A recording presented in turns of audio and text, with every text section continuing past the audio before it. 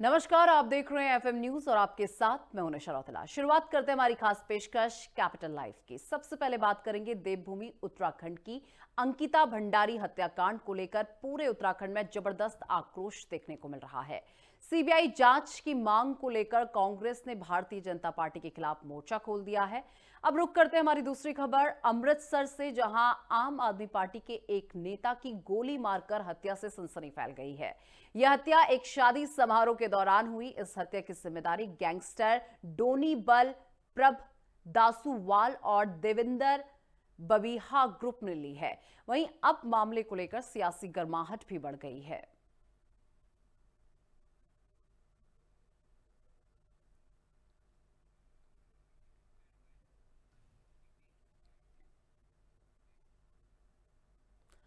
और बड़ी खबर से शुरुआत करते हैं कैपिटल लाइफ की। अंकिता भंडारी हत्याकांड पर उत्तराखंड में उबाल देखने को मिल रहा है। सीबीआई जांच की मांग को लेकर कांग्रेस आंदोलन कर रही है। 15 दिनों से जिलों में जोरदार प्रदर्शन हो रहा है। महिलाओं की अगुवाई में सड़कों पर उतरी कांग्रेस भाजपा पर वीआईपी बचाने का आरोप लगाया जा रहा है। बचाव में उतरी भाजपा ने पलटवार किया। त्रिवेंद्र रावत के बयान ने सियासी हलचल मचा दी है। अंकिता भंडारी हत्याकांड को लेकर पूरे उत्तराखंड में जबरदस्त आक्रोश देखने को मिल रहा है। सीबीआई जांच की मांग को लेकर कांग्रेस ने भारतीय जनता पार्टी के खिलाफ मोर्चा खोल दिया है। पिछले 15 दिनों से राज्य में जिला, तहसील और ब्लॉक मुख्यालयों पर उग्र प्रदर्शन जारी है, जिनमें बड़ी संख्या में महिलाएं आगे रहकर आंदोलन का नेतृत्व कर रही हैं। कांग्रेस का आरोप है कि एसआईटी जांच में भाजपा से जुड़े 2 वीआईपीओ को बचाया जा रहा है। वहीं भाजपा भी कांग्रेस के खिलाफ प्रदर्शन कर बचाव की मुद्रा में है। और इस बीच भाजपा सांसद और पूर्व मुख्यमंत्री त्रिवेंद्र सिंह रावत के दोषी कोई भी हो, सजा मिलनी चाहिए वाले बयान से पार्टी के भीतर खींचतान और ज्यादा हो गई है।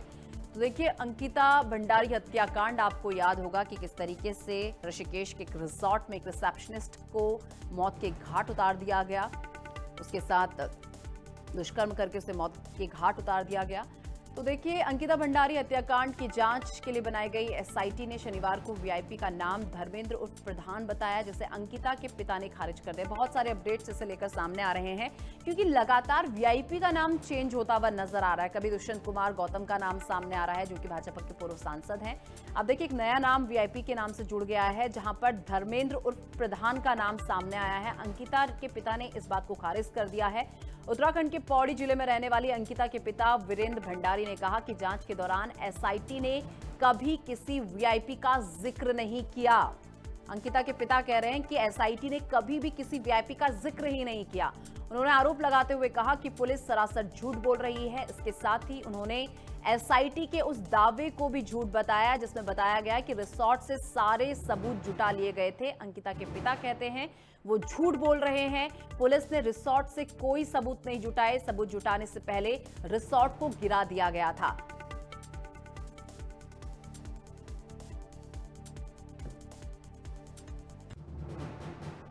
और तमाम जानकारी के साथ अवनिंद्र कमल, स्टेट हेड, इस वक्त हमारे साथ जुड़ चुके हैं। अवनिंद्र, देखिए, अंकिता भंडारी हत्याकांड की अगर बात कर ली जाए तो अब सीबीआई की मांग इसमें तेज होती हुई नजर आ रही है। लगातार कांग्रेस की तरफ से प्रदर्शन किया जा रहा है और कहा जा रहा है कि वीआईपी को बचाने की कोशिश की जा रही है। लेकिन अगर आप वीआईपी वाला एंगल भी देखेंगे तो लगातार इसमें नाम बदलते हुए नजर आ रहे हैं। दुष्यंत कुमार गौतम का नाम इसमें आया, उसके बाद अब धर्मेंद्र करके जो है नाम सामने आ रहा है। तो ये वीआईपी एंगल को भी एक बार समझाइए हमारे दर्शकों को। जो ये वीआईपी एंगल है, जो नाम चेंज हो रहे हैं बार बार, ये क्या कुछ चल रहा है?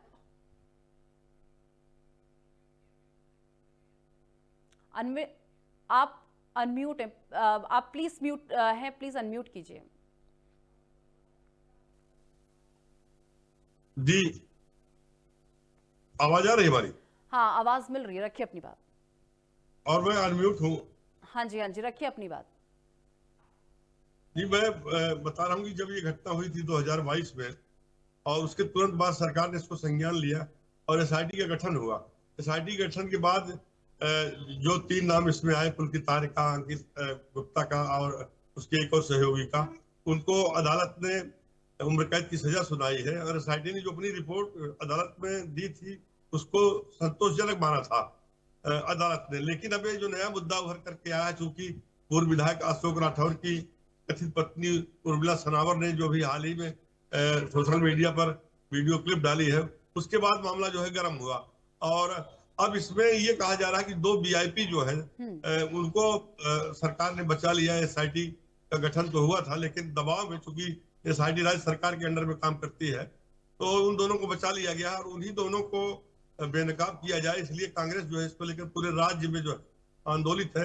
और कांग्रेस के अलावा भी अन्य संगठन जो है, जैसे उत्तराखंड क्रांति दल, वो भी बहुत अग्रेसिव है। और स्थिति है कि पिछले 15 दिन से उन्हीं 2 वीआईपी को लेकर के, जिनको गट्टू बताया जा रहा है और एक और का नाम लेकर के, पूरे राज्य में जिला मुख्यालयों पर, तहसील मुख्यालयों पर, ब्लॉक मुख्यालयों पर लगातार प्रदर्शन हो रहा है और कांग्रेस इसका नेतृत्व कर रही है। पलट में भारतीय जनता पार्टी ने भी कल पूरे प्रदेश में जो है कांग्रेस के खिलाफ प्रदर्शन किया, इस बात को लेकर कि कांग्रेस जो है वो इसको अननेसेसरी इस मुद्दे को उछाल दे रही है। इतने संवेदनशील मुद्दे को पर राजनीतिक गठिया नहीं सेकनी चाहिए। जी अमरिंदर, इसी के साथ अगर अंकिता के पिता की मैं बात करूं, वीरेंद्र भंडारी की अगर मैं बात करूं, तो उनकी तरफ से कहा गया है कि एसआईटी की जांच में कभी वीआईपी नाम तो आया ही नहीं। ऐसा क्यों कह रहे हैं अंकिता के पिता कि वीआईपी नाम तो उनकी जांच में कभी आया ही नहीं था? और साथ ही साथ उन्होंने कहा कि जो पुलिस कह रही थी कि रिसोर्ट से सारे सबूत जुटा लिए गए हैं, लेकिन रिसोर्ट तो सबूत जुटाने से पहले ही तोड़ दिया गया था। जी, उसमें कई चीजें हैं, देखिए, जिस पर सवाल उठते हैं कि घटना के तुरंत बाद जहां पर सबूत मिलने थे उसको तोड़ दिया गया। और जहां तक अंकिता भंडारी के पिता की बात है, वीरेंद्र सिंह की, तो वीरेंद्र सिंह भी अपनी जो बयान अब तक मीडिया को उन्होंने दिया है, आप जो दे रहे हैं, उससे संतुष्ट नजर नहीं आते हैं। उनका कहना है कि आनंद फानंद में सारी चीजें की गई, लीपापोती की गई, और अगर 2 वीआईपी हैं तो इसमें जिनको स्पेशल सर्विस दी जानी थी, इस तरह की बातें सामने आई हैं, उनको बेनकाब किया जाना चाहिए। कहने का मतलब कि वो अदालत के फैसले को तो मानते हैं, लेकिन वो कहते हैं कि फैसला हुआ है, इंसाफ नहीं हुआ है। बिल्कुल। अमरिंदर, एक बार दुष्यंत कुमार की, गौतम के जो एंगल जो ये सामने आ रहा है, क्योंकि वीआईपी में उनका नाम भी बार बार सामने आ रहा है, तो कोई तो कह रहा है कि उन्हें फंसाने की कोशिश की जा रही है। जरा इस एंगल को भी क्लियर कीजिए कि दुष्यंत कुमार गौतम का आखिर नाम क्यों आ रहा है इस पूरे मामले में? देखिए, दुष्यंत कुमार गौतम यहाँ के जो है प्रभारी रहे हैं और वो संगठन के बड़े नेता हैं।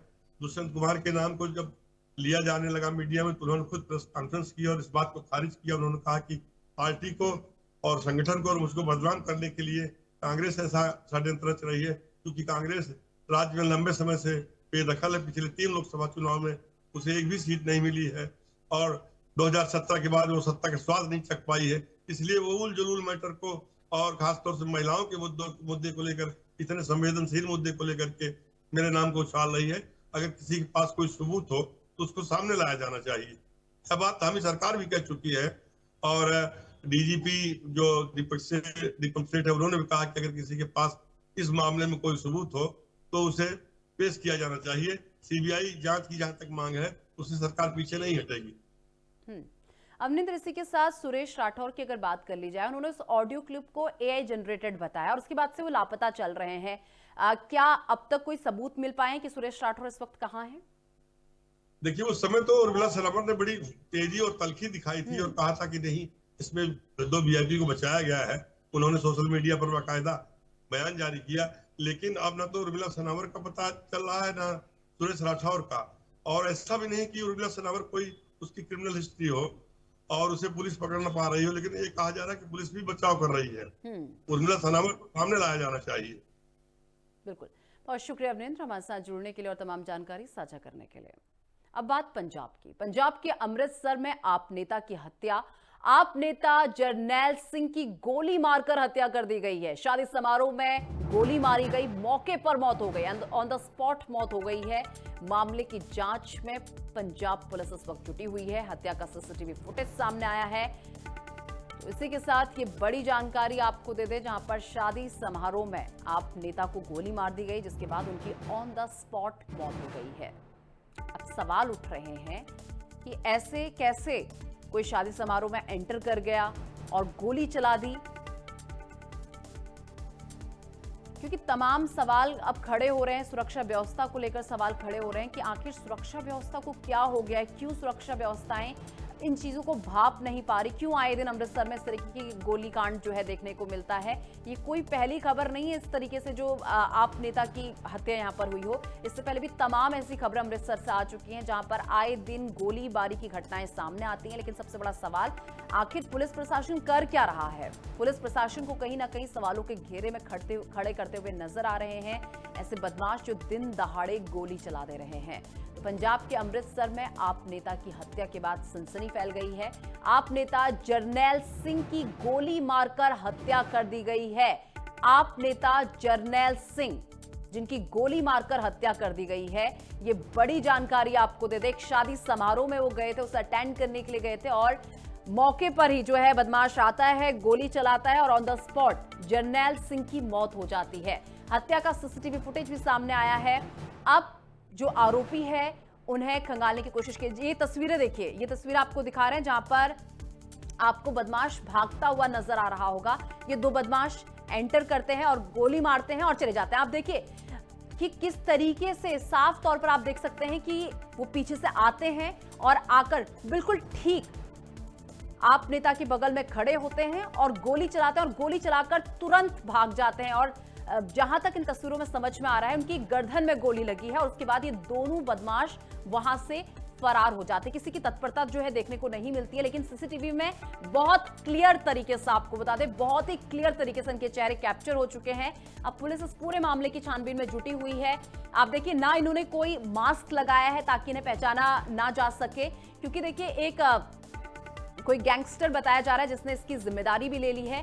तो शायद यही कारण होगा कि इन लोगों ने मास्क वगैरह वेयर नहीं कर रखा है, लेकिन साफ तौर पर इनके चेहरे देखे जा सकते हैं। ये दो बदमाश चुपके से आते हैं, हुडी में, एक ब्लैक हुडी में और एक ब्लू हुडी में आपको नजर आ रहा होगा, जिसके बाद एक फायर करता है और दोनों वहां से रफू चक्कर हो जाते हैं। जब तक लोग कुछ समझ पाते, ये लोग लोगों की नजरों से बहुत दूर हो जाते हैं। उस समय तक जरनैल सिंह जो कि बैठे हैं, आप देख सकते हैं शादी समारोह को अटेंड करने के लिए पहुंचे थे।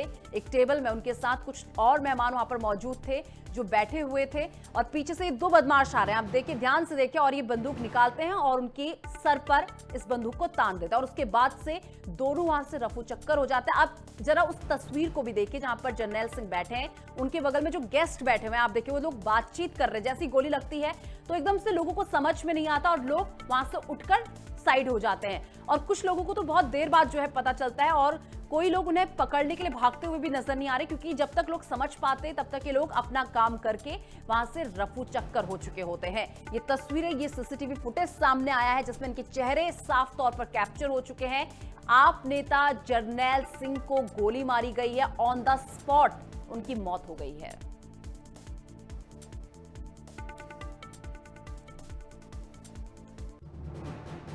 और तमाम जानकारी के साथ हरवंत सिंह मेरे सहयोगी अमृतसर से इस वक्त मेरे साथ जुड़ चुके हैं।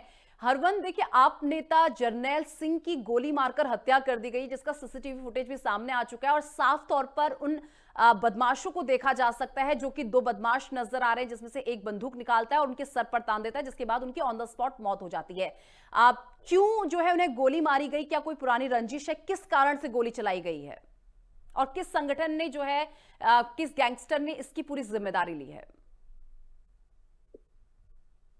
जी, मैं आपको बताना चाहूंगा कि जो कल एक शर्मनाक जो घटना सामने आई है, जो सरपंच की जो एकदम शरेआम जो गोली मारकर हत्या कर दी गई है, वहां पे एक खेमकरन का इलाका पड़ता है जहां एक कस्बा है छोटा सा बल्टोआ। वहां के मौजूदा सरपंच आम आदमी पार्टी से जो सरपंच थे, वो कल जो अपना मैजिक रिजॉर्ट था वहां पे एक शादी समारोह में शामिल हुए थे। वहां पे वो अचानक से दो लोग आते हैं और पीछे से आके एकदम से सिर पे रिवॉल्वर लगा के वहीं से गोली चलाकर फरार हो जाते हैं। लेकिन आसपास के लोगों को जब तक समझ आती है तब तक तो वो भाग चुके होते हैं। हालांकि सरपंच के साथ कोई सिक्योरिटी नहीं थी, ना ही कोई उसे बचाने वाला था। कोई समझ नहीं लग पाई कि एक आदमी कैसे आ गए, क्योंकि कोई नकाब उन्होंने नहीं पहना हुआ था। वो बड़े शरेआम जैसे उनको किसी का डर ही नहीं है, क्योंकि पंजाब में वैसे भी लॉ एंड ऑर्डर तो फेल होता हुआ नजर आ ही रहा है। और इसी तरह चलते हुए वो सिर पे गोली मार के फरार हो जाता है। मौके पे जो है सरपंच की जो डेथ हो जाती है। और जानकारी के हिसाब से जो सामने आई है उससे ये पता लगता है कि पहले भी 2 बार इनके ऊपर जो हमला हो चुका है, लेकिन ये नाकाम हो चुके हैं। एक डोनी गैंग का जो पर्दाफाश हुआ है, उन्होंने एक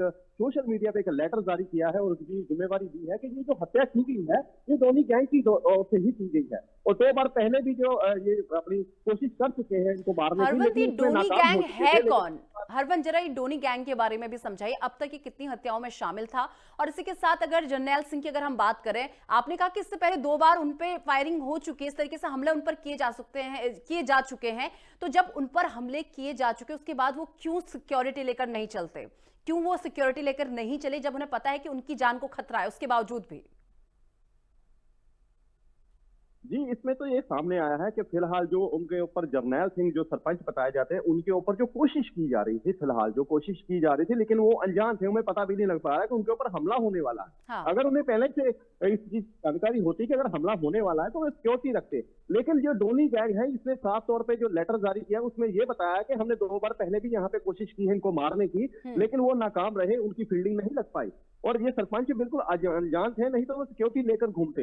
ऐसे में तीसरी बार उसके ऊपर जो मतलब ऐसे अटैक होना, वो भी शरेआम एक मैरिज रिजॉर्ट के अंदर अटैक होना, बिना सिक्योरिटी अटैक होना, ये लॉ एंड ऑर्डर तो फेल होता हुआ नजर आ रहा है पंजाब में। और पंजाब पुलिस की भी मुस्तैदी है, साथ में ही पंजाब पुलिस वहां पे पहुंच जाती है। और बात करिए डोनी गैंग, ऐसे छोटे छोटे बहुत से गैंग है जो सामने आ रहे हैं। फिलहाल इनकी कोई ऐसी पहले की कोई वारदात सामने नहीं आई है, या कोई क्राइम किया हुआ सामने नहीं आया है, ना ही कोई धमकी वाला कोई ऐसा कोई कॉल या मेल कोई ऐसी कुछ सामने नहीं आया है फिलहाल। जो अभी लेटर लेकर इन्होंने जो जिम्मेवारी ली है पब्लिसिटी के लिए खातिर कि हमारी जो पब्लिसिटी हो, जिम्मेवारी इन्होंने ली है फिलहाल। ठीक है हरवंत, बहुत शुक्रिया आपका हमारे साथ जुड़ने के लिए और तमाम जानकारी साझा करने के लिए। अब सीधा आपको लखनऊ लिए चलते हैं, जहां पर सीएम योगी आदित्यनाथ क्या कुछ कह रहे हैं आपको सुनवाते हैं। माता की वंदे वंदे वंदे, जय श्री राम, जय जय श्री राम। लड़का राहुल है। सरदेव बाबूजी कल्याण सिंह जी की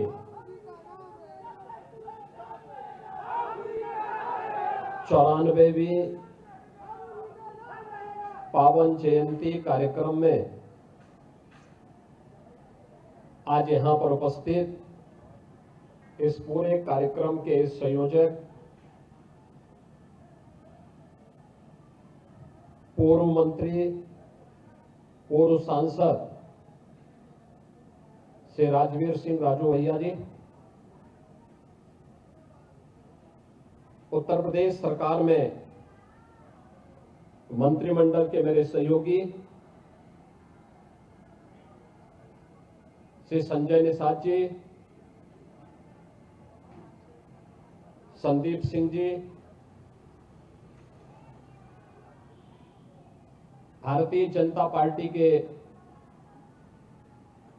पूर्व प्रदेश अध्यक्ष चौधरी भूपेंद्र सिंह जी, माननीय सांसद श्री सतीश गौतम जी, मुकेश राजपूत जी,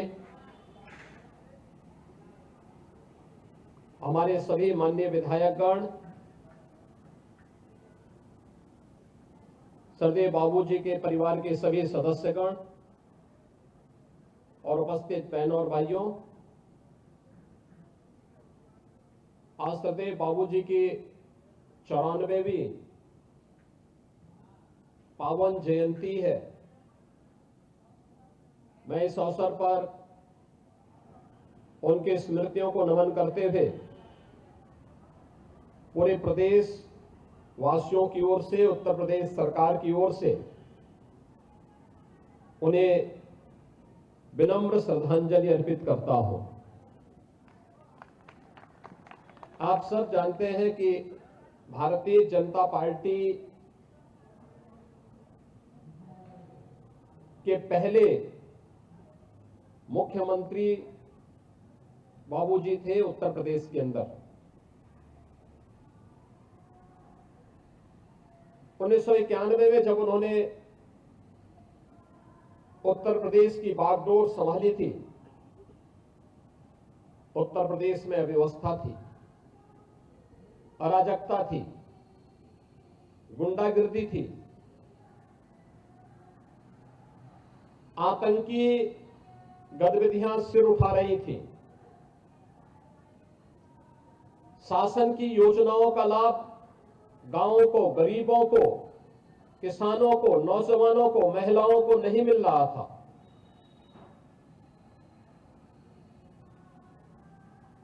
एक और अराजकता थी, कुव्यवस्था थी, और दूसरी ओर 500 वर्षों की गुलामी को दूर करने के लिए छटपटा रहा हिंदू समाज। उन स्थितियों में बाबूजी ने उत्तर प्रदेश की कमान अपने हाथों में ली थी। पहली भारतीय जनता पार्टी की पूर्ण बहुमत की सरकार, और उन्होंने जब कार्य प्रारंभ किया तो कुछ ही महीनों में हर उत्तर प्रदेश वासी के मन में एक विश्वास सुदृढ़ होने लग गया था कि उत्तर प्रदेश अब सुशासन की ओर चल करके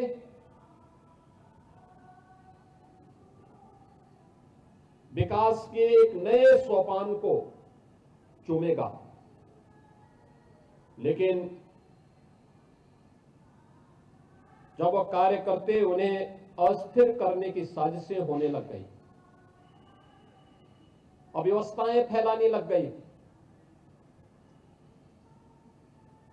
और राम जन्मभूमि आंदोलन चरम की ओर बढ़ा। राम भक्तों की भावनाओं का सम्मान करते हुए, पूज्य संतों की भावनाओं का सम्मान करते हुए, अपने आराध्य प्रभु श्री राम के प्रति अपनी सत्ता को भी उन्होंने बलिदान करने में कोई संकोच नहीं किया। उनकी सरकार गई, लेकिन गुलामी के ढांचे को हटाने के जिस प्रण के साथ राम भक्त आगे बढ़े थे, उन्होंने सारी जिम्मेदारी अपने ऊपर लेकर के भगवान राम के प्रति, अपने प्रभु के प्रति अपने कर्तव्यों का निर्वहन करने में तनिक भी देर नहीं लगाई।